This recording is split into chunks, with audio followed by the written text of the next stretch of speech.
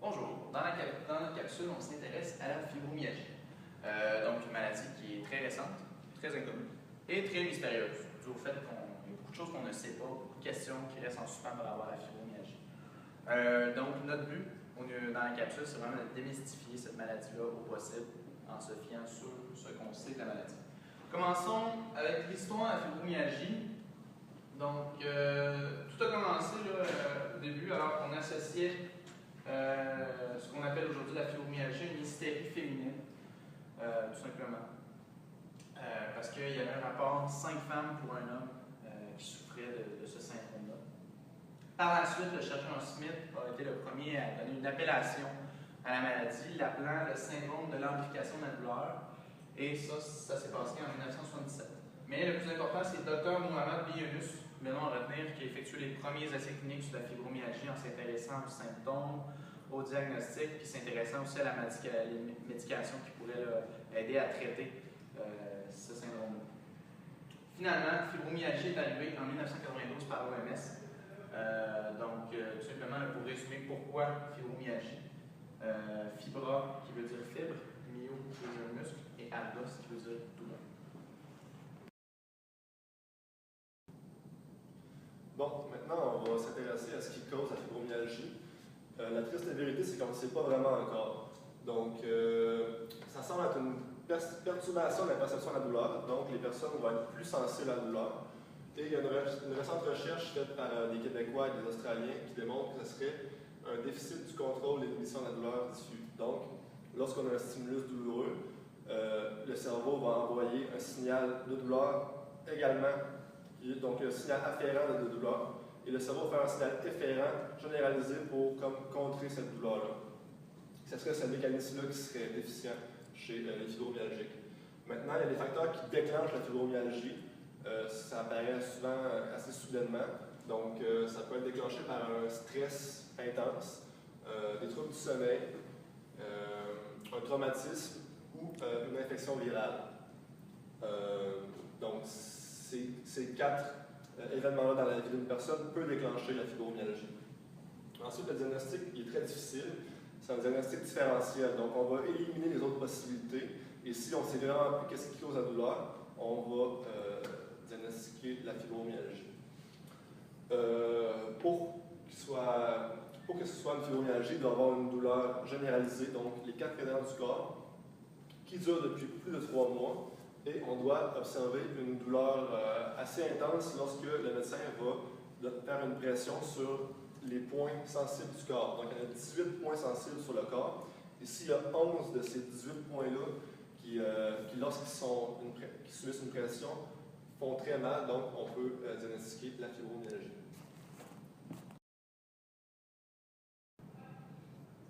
Concernant les signes et symptômes de cette maladie qui touche de 3 à 6 % de la population générale, on peut retrouver 2 symptômes principaux. Donc, la douleur, comme Olivier l'a mentionné ultérieurement, donc les 18 points douloureux sur le corps humain. Un autre symptôme de cette maladie, donc la fatigue, donc le sommeil est perturbé par un manque d'hormones de croissance. Aussi, il y a d'autres symptômes, signes et symptômes plus secondaires. On peut penser à des problèmes d'équilibre, problèmes cognitifs, donc des troubles de la mémoire. On peut penser aussi que ces fibromyalgiques-là vont subir une dépression, donc un tiers du temps, ils vont avoir une dépression ou anxiété. Et puis aussi, l'intolérance à l'exercice. Donc, ces fibromyalgiques-là vont subir une incompétence chronotrope, c'est-à-dire que l'activité sympathique va être exacerbée au repos et atténuée à l'effort. Donc, concernant des dysfonctions au niveau du système nerveux autonome, et puis qui augmente le risque de maladies cardiovasculaires. Ce n'est qu'à la fin des années 90 qu'on a reconnu l'aspect neurologique de la fibromyalgie. Donc, au début, les chercheurs sont intéressés aux symptômes neurologiques, là, surtout à ce qui se passe au niveau des neurotransmetteurs. Donc, on a remarqué qu'il y avait un excès de substance P, ça provoque l'hyperalgésie. Donc, c'est une substance qui augmente la douleur. Si on l'a en plus grande quantité, ça augmente la douleur. Si on l'a en moins grande quantité, nécessairement, on va ressentir moins de douleur. Donc, chez les personnes fibromyalgie, on remarque une augmentation de la substance P et une diminution de la noradrénaline et de la sérotonine, qui eux sont associés à l'analgésie. Donc, c'est le contraire de l'hyperalgésie. C'est le principe contraire. Donc, l'analgésie, en fait, le mécanisme de ça, c'est l'inhibition de la douleur. Donc, plus on a de sérotonine, noradrénaline dans le système, plus on va être en mesure d'inhiber la perception de la douleur. Donc, ça va faire l'inverse de la substance B. Ensuite, il faut remarquer aussi que la substance B est un mécanisme très important pour la fibromyalgie. C'est une des données probantes là, au niveau de la fibromyalgie. Ça provoque beaucoup de douleur, puis c'est associé dans presque tous les cas de fibromyalgie. Et les scientifiques ensuite se sont intéressés également dans une recherche sur les neurotransmetteurs au mécanisme de déficit d'inhibition de la douleur. Puis, ce qu'on a remarqué, c'est que c'était une des causes très importantes aussi au niveau de la fibromyalgie. Donc, ce qu'il faut comprendre ici, c'est qu'autant les 7 substances P que la diminution de noradrénaline et sérotonine sont très, très importantes et vont être une des grandes causes qu'on connaît, à tout le moins aujourd'hui, de la fibromyalgie. Puis, cette étude-là aussi leur a permis d'établir une médication. Comprendre que si on provoque l'analgésie grâce à la médication, mais nécessairement on va peut-être pouvoir là, agir sur certains symptômes de la fibromyalgie, comme diminuer la douleur. Donc ce mécanisme-là, par la médication, ça inhibe la recapture de noradrénaline et de sérotonine. Les chercheurs ont aussi remarqué une irrigation irrégulière du cerveau. Donc, en gros, il y a des zones trop irriguées puis des zones pas assez irriguées du cerveau. Pour celles qui sont trop irriguées, les scientifiques ont été capables en fait, ont remarqué chez les patients fibromyalgiques que ces zones-là souvent étaient associées à des zones pour la perception de la douleur. Alors que, de l'autre côté, les zones pas assez irriguées sont, elles, plus associées à la réponse émotionnelle à la douleur. En grosso modo, on peut établir que la manière dont les personnes perçoivent la douleur est fortement modifiée due à l'irrigation irrégulière du cerveau.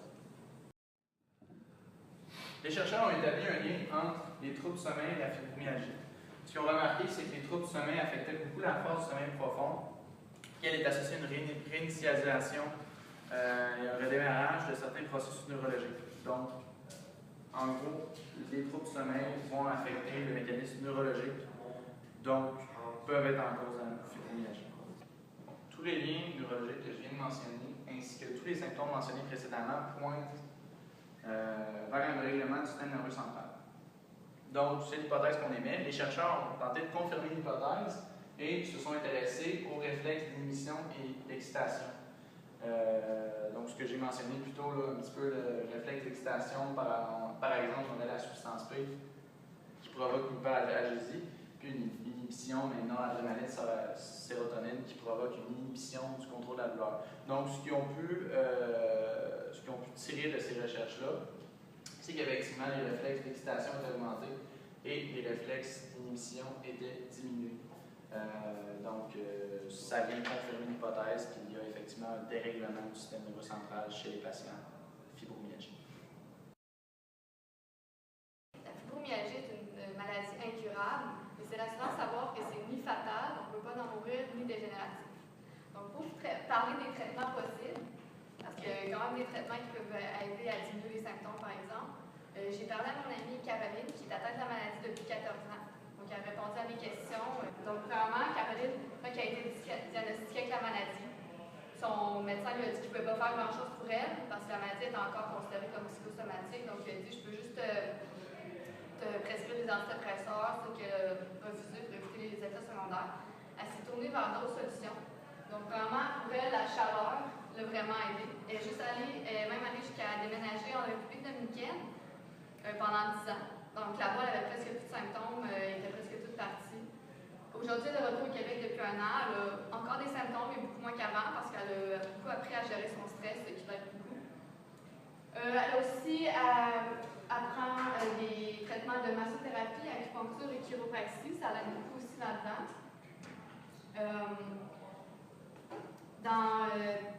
Dans son cas, elle se trouve très chanceuse aussi de pouvoir accéder à ces ça, il y a d'autres gens qui n'ont pas cette chance-là, qui sont obligés de prendre des médicaments, donc assumer les effets secondaires ou de seulement vivre avec la douleur. Donc, d'autres possibilités s'offrent aussi aux patients atteints de fibromyalgie. Donc, dans ces possibilités, on a la physiothérapie, l'ergothérapie, ou aussi les produits naturels comme les suppléments de vitamines ou minéraux. Mais à la base, ce qui est important de savoir, c'est qu'il y a une bonne alimentation saine avec beaucoup de vitamines justement et tout. Beaucoup d'exercices physiques. Pas trop, mais assez, parce que c'est sûr que beaucoup ça peut déclencher des douleurs, mais il faut en faire quand même. Et un sommeil adéquat aussi peut beaucoup aider. Donc, juste pour être plus précis en ce qui concerne l'ergothérapie, le thérapeute peut aider le patient de différentes façons. Premièrement, il va évaluer les capacités physiques et cognitives ainsi que les problématiques reliées à ça. Il va aussi évaluer son domicile, son poste de travail.